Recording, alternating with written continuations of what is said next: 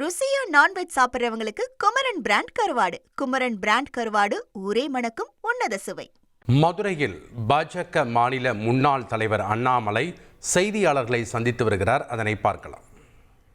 ஒரு விஷயம் நான் சொல்றேன், நல்லா புரிஞ்சுக்கண்ணே. நான் என்ன விஜயும் டிவிகேவை இன்னும் அடிக்க ஆரம்பிக்கல. நான் அடிக்க ஆரம்பிக்கல. ஏன்னா தமிழ்நாடு அரசியல்ல நான் எப்பொழுதுமே என்னுடைய பேச்சை மாத்தி பேசக்கூடிய ஆள் கிடையாது. விஜய் அவர்கள் அரசியலுக்கு வந்த முதல் நாள் நான் சொன்ன அதே கருத்தை தான் இன்னைக்கு சொல்றேன். அரசியலுக்கு புதியவர்கள் வரணும், எங்களோட ஒருத்தர் கூட்டணி சேரல அப்படிங்கறதுக்காக அப்படியே நான் மாத்தி எல்லாம் பேச மாட்டேன். அவருடைய பாதையில் அவர் போட்டோம். அதே நேரத்தில் இந்த டப்பா இன்ஜின் அப்படின்னு அவர் சொன்னதுக்கான பதிலடி நான் கொடுத்துட்டேன்.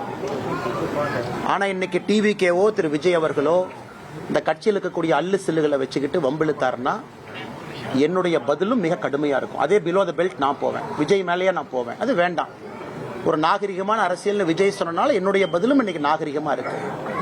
இந்த 2ஆம் கட்ட 3ஆம் கட்ட 4 கட்சி மாறி வந்தவங்க அவங்கெல்லாம் வச்சுக்கிட்டு பிலோ த பெல்ட் போகணும்னு நினைச்சாங்கன்னா அதே விஜய் அவர்களுக்கு, அதே டிவிகேக்கு, அதே பாணியில, அதே பிலோ த பெல்ட்ல அதை விட சிறப்பான பதில் சொல்ல தெரியும். வேண்டாம்னு நினைக்கிறேன். அரசியலுக்கெல்லாம் நாகரிகமா இருக்கட்டும், அவருடைய பாதையில் அவர் போகட்டும், மக்கள் முன்பு அவருடைய கருத்துக்களை வைக்கட்டும். அது ஏற்கனவே நான் சொன்னது போல இவிஎம் மிஷின்ல நம்முடைய தமிழகத்தினுடைய வாக்காளர் பெருமக்கள், எல்லா தலைவர்கள், எல்லா கூட்டணி கட்சி தொண்டர்கள், தலைவர்கள் சொல்வதெல்லாம் கேட்டுட்டு ஏப்ரல் மாதத்தில் வரக்கூடிய தேர்தலில் அவங்களுடைய எண்ணத்தில் இருக்கிறத பிரதிபலிக்கட்டும். அது காத்திருப்போம். அதே நேரத்தில் தேசிய ஜனநாயக கூட்டணி வெற்றி பெற வேண்டும் என்பதற்காக கடுமையாக உழைத்துக் கொண்டிருக்கின்றோம். அதனாலதான் நீங்க சொல்லும் பொழுதே சில பேருக்கு நான் பதில் சொல்ல விரும்பல. ஏன்னா செகண்ட் லெவல், தேர்ட் லெவல்னு போக ஆரம்பிச்சு நான் பதில் சொல்ல ஆரம்பிச்சா இதுக்கு எண்டே இல்லை. அதனால இது ஒரு வார்னிங்கா கூட அவங்க எடுத்துக்கிட்டோம். ஆனா இன்னைக்கு ரொம்ப ஒரு ஆச்சரியமான விஷயம் என்னன்னாங்கன்னா, நியூஸ் 24/7 தொலைக்காட்சி நிறுவனம் இன்று காலையில் அந்த வீடியோ வெளியிட்டிருக்கிறாங்க. அந்த வீடியோவை பார்க்கும் பொழுது அந்த சம்பந்தப்பட்ட எம்எல்ஏ திரு பழனியாண்டி அவர்கள் நேரடியாக அங்க இருக்கிறாங்க. காவல்துறை இருக்கிற மாதிரி எனக்கு தெரியுது. 25 லட்சத்திற்கும் மேற்பட்ட அந்த உங்களுடைய கேமரா லைவ் எக்யூப்மெண்ட், அந்த எலக்ட்ரானிக் ஐட்டம் நம்ம கட்சியை பொறுத்த வரைக்கும் இந்த கட்சியினுடைய ஒரு நல்ல விஷயம் என்னன்னா, எல்லாத்துக்குமே அந்த கட்சி ஒரு பணி கொடுக்கும்.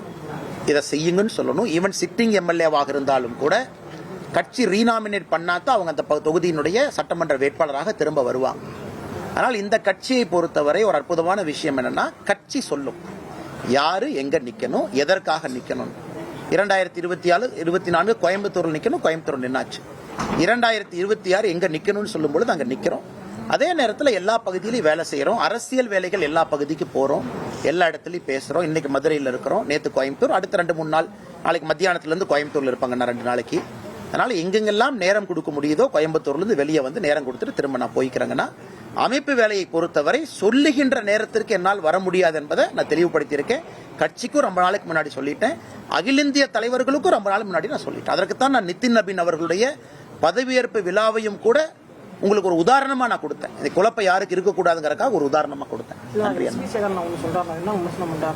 வி சேகரன் அவர் டிராமால தான் நடிச்சிட்டு இருந்தார். அவர் டிராமால நடிச்சிட்டு இருந்தாரு. முதலமைச்சருக்கு ஜிங்ஜா போட்டுட்டு இருந்தாரு. டிராமா கூப்பிட்டு ஐயா ஸ்டாலினை கூட வச்சு ஜிங்ஜா அடிப்பாரு. அவர் டிராமாக்காரர். இன்னைக்கு தமிழ்நாட்டுடைய பிரச்சனை என்னன்னாங்கன்னா, டிராமால நடிக்கிறவங்க அரசியலை பத்தி பேசுறாங்க. டிராமால நடிக்கிறவங்க டிராமா நடிங்க. உங்களுக்கு டிக்கெட் விற்கணும், முதலமைச்சர் காலில் உழுவணும், ஏதாச்சும் கலைமாமணி விருது கிடைக்கணும், அதுக்காக சில பேர் தமிழ்நாட்டில் சுத்திட்டு இருக்கிறாங்க. ஏன் அவங்களுக்கு அரசியலுக்குள்ள? அதாவது நான் 2014 மோடிக்காக பிஜேபிக்கு வந்தேன், அப்புறம் அண்ணாமலை எதிர்த்து இன்னைக்கு திமுகவுக்கு போயிட்டேன்.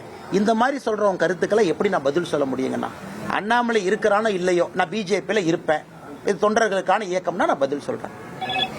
நீ திமுகவுக்கு போகணும், அல்லது நீ ஏற்கனவே சொன்ன மாதிரி ஒரு தம்பி பிஜேபியில இருந்து அதிமுக. ருசியா நான்வெஜ் சாப்பிட்றவங்களுக்கு குமரன் பிராண்ட் கருவாடு. குமரன் பிராண்ட் கருவாடு ஊரே மணக்கும் உன்னத சுவை.